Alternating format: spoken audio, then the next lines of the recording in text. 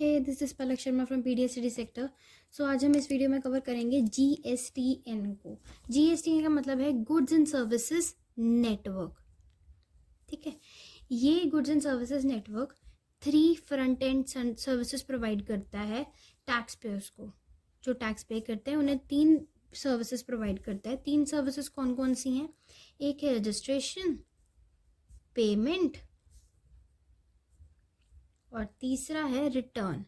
GST के through register होना, उसे पेमेंट करना और रिटर्न देना। ठीक है, ये तीनों की तीनों चीज़ें एक कॉमन पोर्टल के थ्रू, जो हमने पिछली बार अभी फीचर्स में करा है ना, वो वाला कॉमन पोर्टल वो है www.gst.gov.in। इस पे ये तीनों की तीनों सर्विसेज करवाना इज ऑन जीएसटीएन। ठीक है, जीएसटीएन के कुछ फंक्शंस हैं।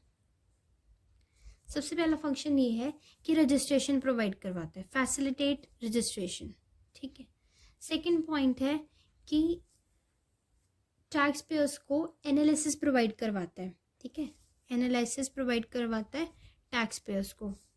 थर्ड पॉइंट है टैक्स की जो पेमेंट है, ठीक है, टैक्स की पेमेंट की डिटेल्स और बैंकिंग नेटवर्क की, मतलब टैक्स की पेमेंट की डिटेल जो टैक्स पेयर के पास है और बैंकिंग डिटेल में जो टैक्स को बैंकिंग की डिटेल्स के साथ मैच करता है, टैक्स पेमेंट को बैंकिंग डिटेल्स के साथ मैच करता है।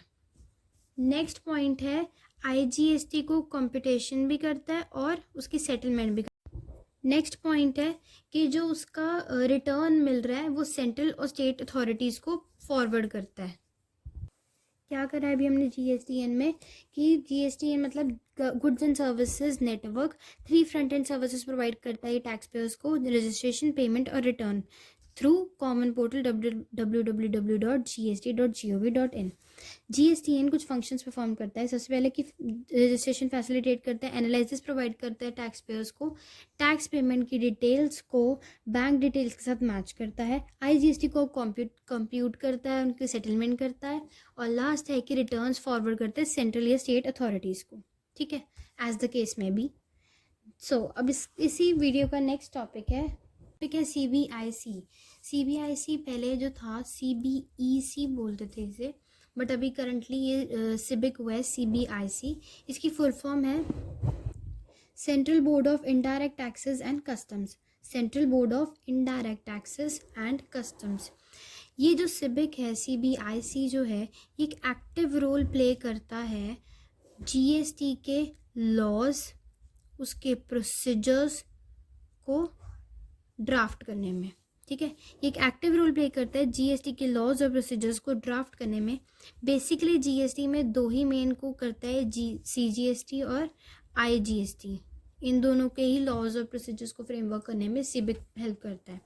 ठीक है, अब जैसे जैसे हमारे टैक्स पेयर्स की जो नंबर है वो इंक्रीज़ होता जा रहा है, तो आईटी इंफ्रास्ट्रक्चर जो है उसे भी, आईटी इंफ्रास्ट्रक्चर सिबिक का, वो खुद को भी इतना स्केल अप कर रहा है कि ताकि वो सारे के सारे जो जितने इंक्रीज हो रहे हैं टैक्स पेयर्स उनके साथ कोप अप कर सके और उनको हैंडल कर सके, उनके डाटा को हैंडल कर सके।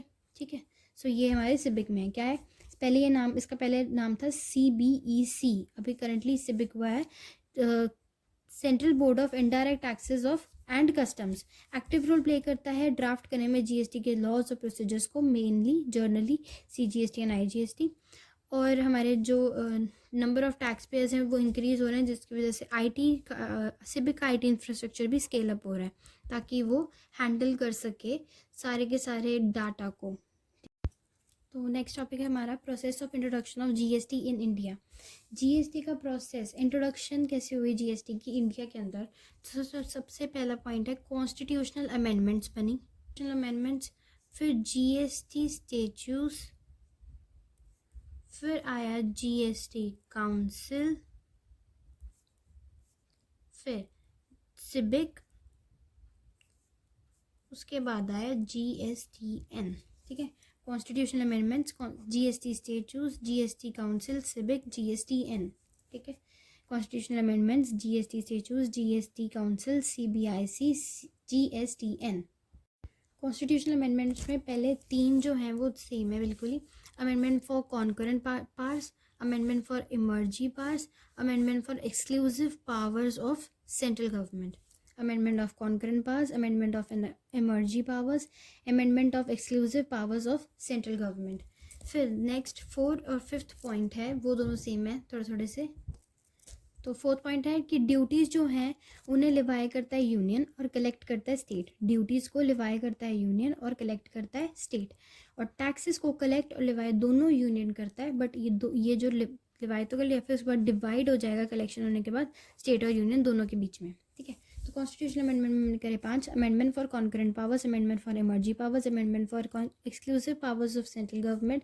Duties are levied by union and collected by state, and taxes are collected and levied both by union and divided between state and union.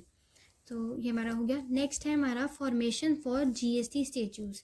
इसके अंदर क्या होगा, इसके अंदर आएंगे हमारे वो चारों के चारों, CGST, SGST, IGST, UTGST. इनको हम आगे एक्सप्लेन कर देंगे, जैसे हमने एक्सप्लेन करा था पीछे वैसे ही एक्सप्लेन कर देंगे. ठीक है. ये मैं पहले करवा चुकी इसलिए दोबारा नहीं करवा रही.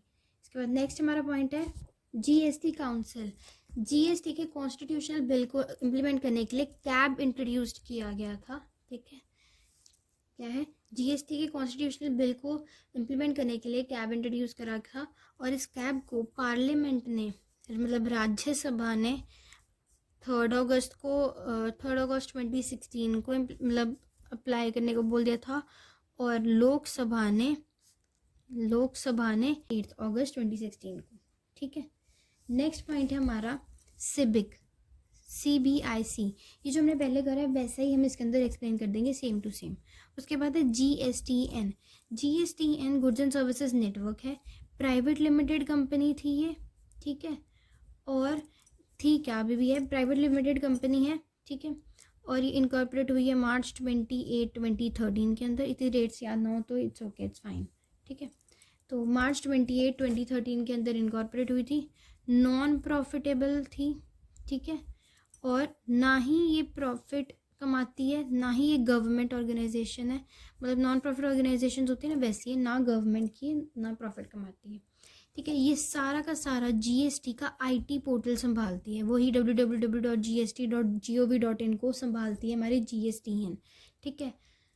बस आगे जो हमने इसके फंक्शंस करे थे ना, कि कौन कौन सी चीज़ GST के कौन कौन से फंक्शंस परफॉर्म करता है GST, हम वो आगे इसमें लिख सकते हैं. ठीक है. तो हमने प्रोसीजर करा है कि कैसे GST इंडिया के अंदर आया था. सबसे पहले है कॉन्स्टिट्यूशनल अमेंडमेंट्स, फिर था हमारा GST स्टेच्यूज, GST काउंसिल, सिबिक और GSTN. ठीक है. So this is all in this video. Thank you so much for watching. Hope you like the video. If you like the video, do watch the next videos too. Thank you.